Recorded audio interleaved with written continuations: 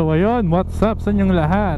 Okay, today is November 26. 1 week katapos nung bagyong Pepito.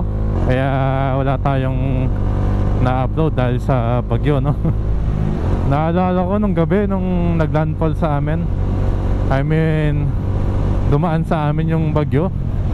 Nung pauwi ako, grabing hangin, lakas. Buti, no? Medyo mabigat si Dominar, kaya hindi tayo masyadong affected sa biyahe. Kasi sa expressway nga, hindi ako na dinadala ng hangin eh. Pero sa video natin ngayon, may gusto lang ako pag-usapan. Kanina kasing umaga eh, medyo na-trigger ako. Hindi, joke lang. Ano lang ako, may nakita akong post sa mga Dominar group, no? May isa kasi doon na nag-post na ka-chip natin. Chip kasi mga tawagan namin, mga naka UG2.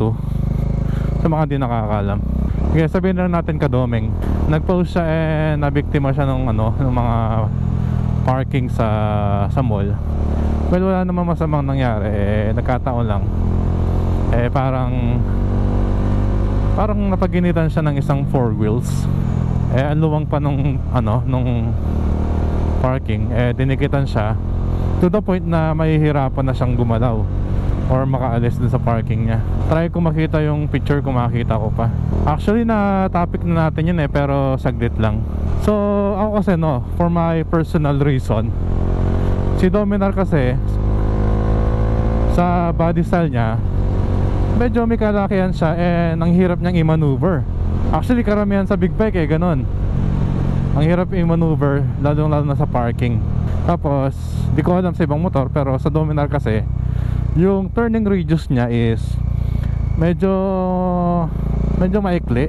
For example, kapag 2 lane lang yung daan, kailangan ko munang pumunta dito sa pinaka kanan kung gusto ko mag U-turn, para lang makaharap ako sa kabila. Minsan nga kulang pa kailangan ko pang umatras. So ganun kaikli yung turning radius niya. So ginagawa namin is for safety na rin ng motor and para na rin sa convenience namin, nagbabayad na kami ng extra para makapag-park kami sa parkingan ng mga sakyan, as long as pinapayagan ng mall or ng parkingan. Swerte ka kung merong dedicated parkingan para sa mga big bike. So yun, ang gusto ko lang sabihin, hindi kami nagpa-park sa car parking para masabing big bike kami, no? Na may privilege kami mag-park. Dan hindi yun. Well, para sa akin hindi yun ang reason ko na. Ang reason ko is nahirapan ako kapag nag-park ako doon sa parkingan ng mga motor, yung mga dikit-dikit. Kasi na-experience ko na nung doon sa Marquee, wala silang parkingan ng mga big bike. Talagang sobrang hirap talaga. Ang tagal-tagal ko doon sa parking, mga 30 minutes yata, or feels like 30 minutes bago ako nakalis doon sa parking na yun.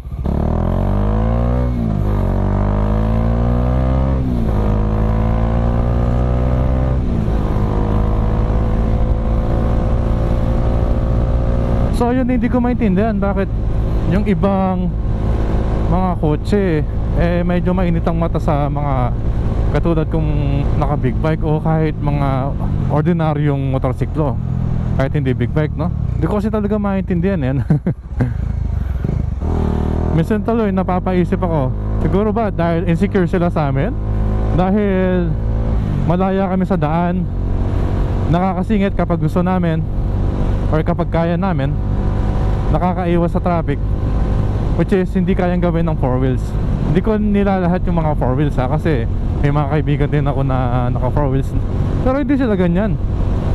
Kadalasan pa nga pinagbibigyan nila yung mga naka 2 wheels Kahit ako, na experience ko na may mga 4 wheels na pinagbigyan ako, pinadaan ako dahil mainit, alam mo yun. Tapos madalas dinidikitan kami.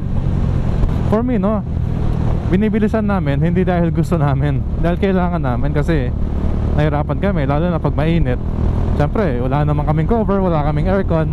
So gusto sana namin maka-adjust dun sa sitwasyon na yun hanggat kaya namin. Oo, marami talagang kamote, pero hindi lahat, Misa pa nga naisip ko, bakit sobrang galit sila sa mga nakamotor hindi ba sila pinayagan magmotor?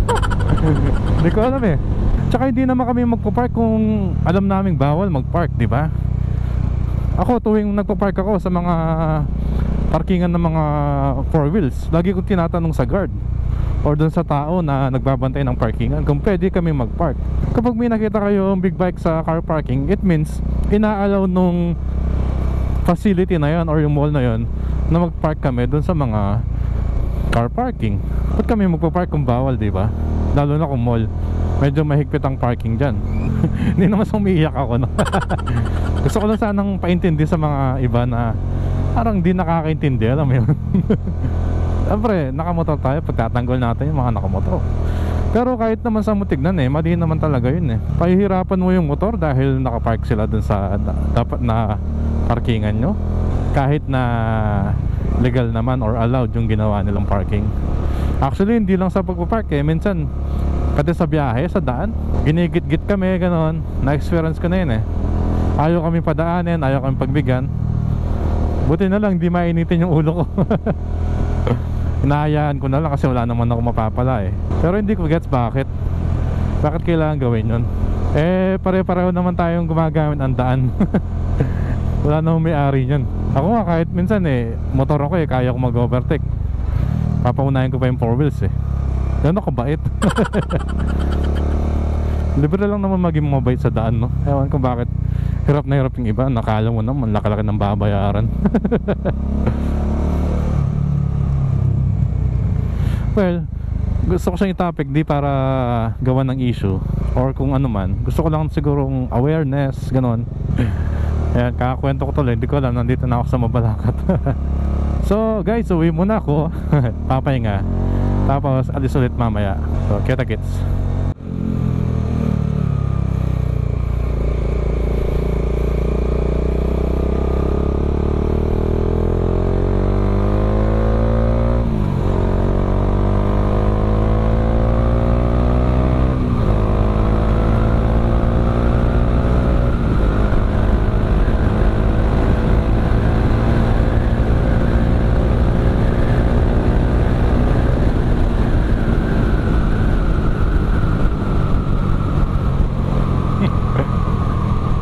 So hello guys.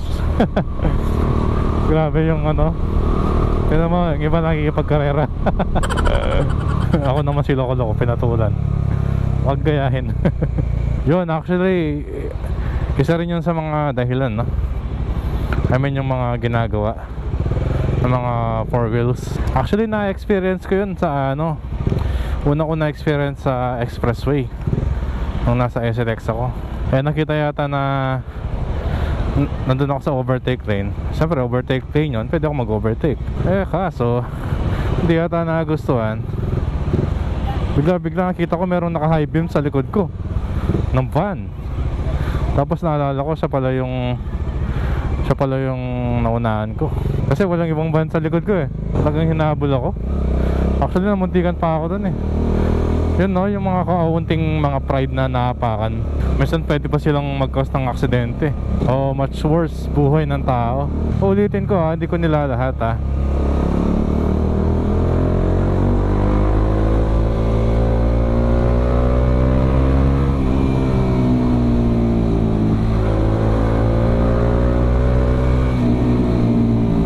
Marami pa din dyan matitinong mga driver.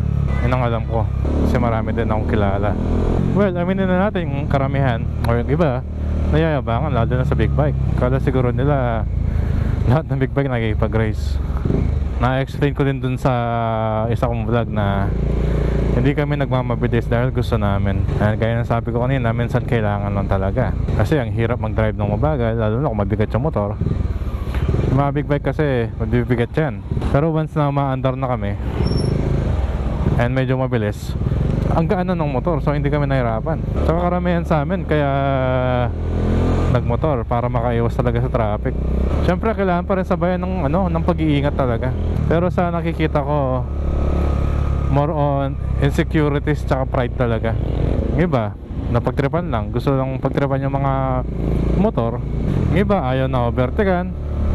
Yung iba ayaw na sisingitan, kala mo tatamaan. Kahit madalas malayo pa. Alam niyo yun? Yan sa mga kaibigan natin mga naka 4 wheels. Ingat lang sana. Well, pati rin sa lahat ng mga nagdadrive, ingat po. Hindi lang sa pagpaparking, sa biyahe. Araw-araw mag-iingat tayo. Laging habaan yung pasensya. Lagi kong sinasabi sa mga video ko, laging outro ko yun, laging habaan yung pasensya. Kasi madalas siya ng nagpapahaba ng buhay natin. Ang mahabang pasensya. Kasi kung nainis ka,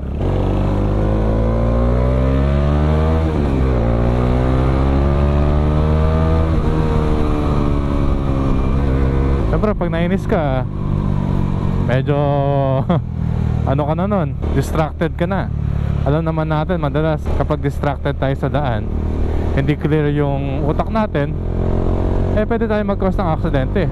Saka sa mga kaibigan natin, mga naka-big bike, tayo nang tayo nang mag-unawa, lalo sa mga gustong makipag-race sa atin.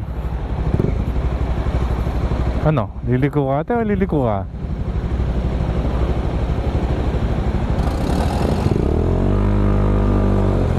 Diyos ko, kala ko mag-u-turn siya. Siguro dun siya sa gasoline station. Yun na guys, ulitin ko, habaan natin mga pasensya natin. Huwag na tayong pumatol sa mga makikitid ng utak minsan. Ulitin ko, hindi lahat ha. Baka may mga trigger dyan. Enjoy lang natin mga biyahe. Lagi mag-iingat. Lagi nating isipin na may uuwian tayong pamilya. May mga nagmamahal sa atin, na mga naghihintay. O kung wala man, lagi yung isipin na meron taong malulungkot pag may nangyari sa inyo. So yun lang naman. Gusto ko lang pag-usapan, gusto ko lang mag-iwan ng mensahe at awareness para din sa atin, sa safety natin. Alam nyo naman, dito sa channel na to, lagi natin pinapromote ang safety. So dito ko natatapusin ang ating video. Maraming salamat sa mga patuloy na sumusuporta at mga tumatapos ng video ko. Sana wag kayo magsawa sa akin at sa boses ko. So sa next video, try kong i-cover yung mga pros and cons ni Dominar, no? Gusto ko rin i-share sa inyo Hindi ko alam kung may mga nakapanood na, pero syempre iba pa rin kung meron tayong iba't ibang opinion na naririnig. At least napapag-balance natin and napagko-compare natin yung mga suggestion ng ibang tao.